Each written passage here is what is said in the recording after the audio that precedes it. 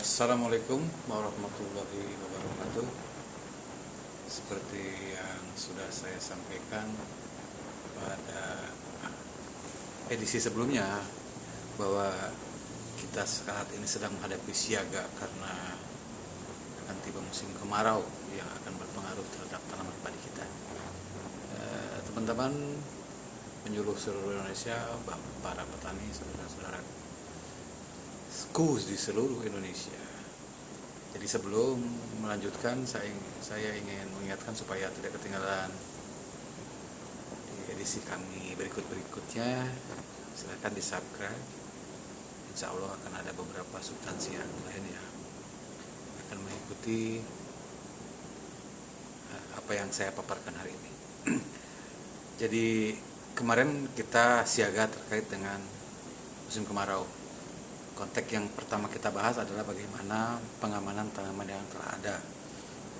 Tanaman ada yang dimaksud adalah tanaman yang ditanam 1-2 bulan ke belakang.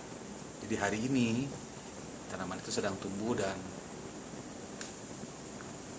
perlu pengawasan dan pengamatan dan kontrol yang ketat karena musim kemarau telah hampir tiba. BMKG telah merilis pernyataan yang terkait dengan iklim yang disebutkan berpotensi mengganggu ketahanan pangan karena ada krisis air untuk lahan-lahan pertanian. Sifat kemarau sendiri disampaikan oleh BMKG bahwa tahun 2025 ini akan terjadi kemarau pendek. Artinya itu sebuah keuntungan untuk sektor pertanian. Baik, saya lanjutkan.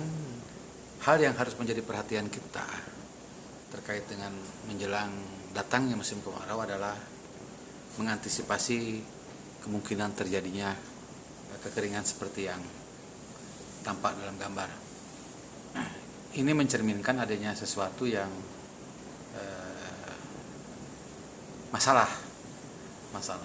Jadi saya mengingatkan kepada teman-teman di lapangan bahwa untuk mempelajari historis kondisi tanaman saat ini, dengan fase tanaman seperti saat ini 2 atau 3 tahun ke belakang, ada nggak kekeringan di wilayah kerja masing-masing, di wilayah binaan masing-masing.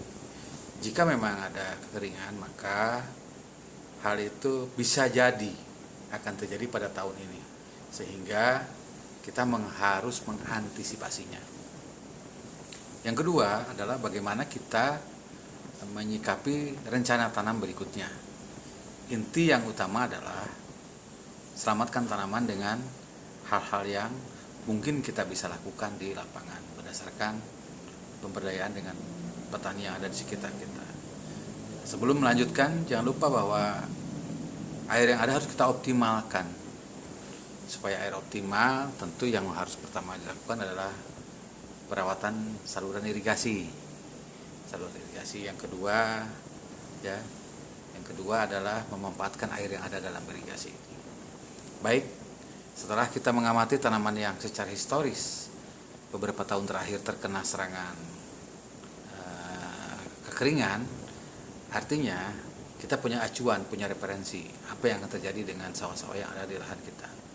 Jika ada, maka selanjutnya yang harus kita ketahui dan kita cari informasi adalah apa yang dirilis oleh BMKG sebagai prediksi awal musim kemarau.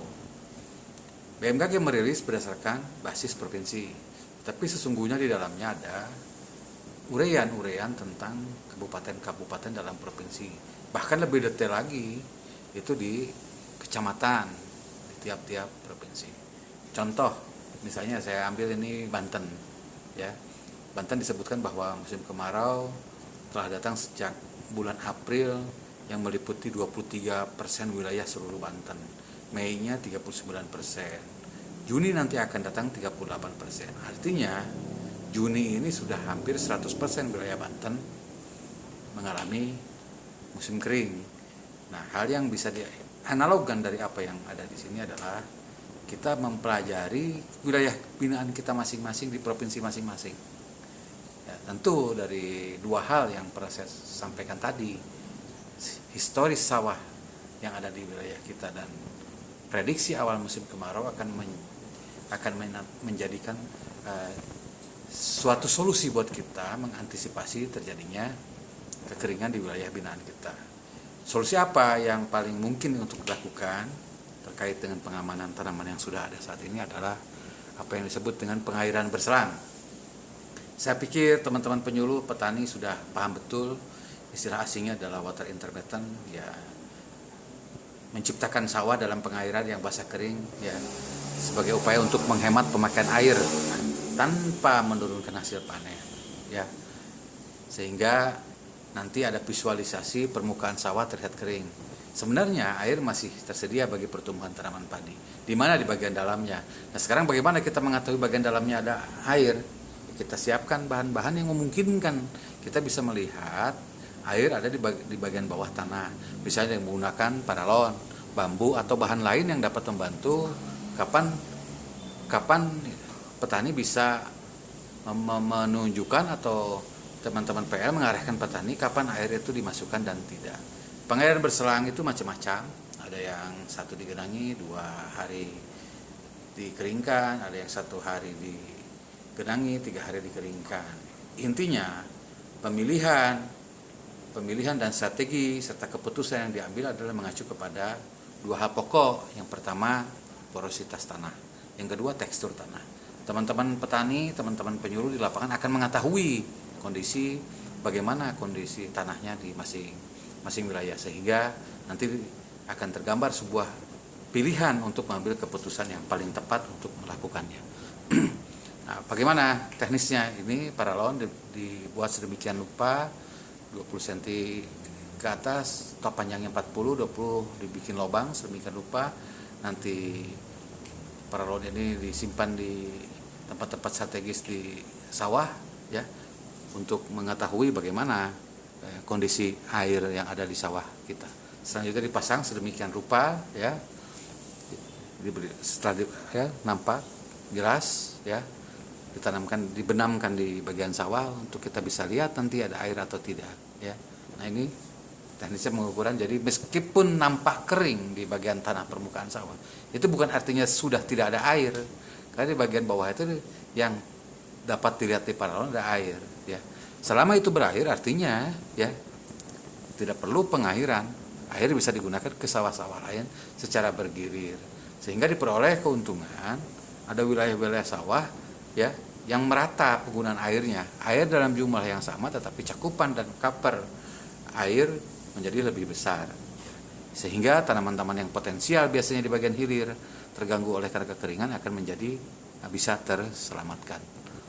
Ini satu hal yang paling dicatat bahwa, ya, pada fase pembungaan sawah perlu diairi setinggi 3 sampai 5 cm, ya. Ini mungkin kalau tanamannya serentak akan membutuhkan air, tapi teman-teman penyuluh dan para petani dengan segala pengalaman dan pengetahuan tentang kondisi-kondisi lapangan bisa mengatasi pengambilan keputusan yang tepat untuk pada fase tanaman padi sedang dalam pembungaan. Nah, ini saya gambarkan visual bagaimana seorang petani mengukur dan PPL memfasilitasi, ya, penyuluh lapangan kita memfasilitasi pengukuran yang dilakukan di lapangan. Saya pikir itu, ya, ini sesuatu yang krusial untuk kita lakukan, harus kita pelajari, harus kita dalami.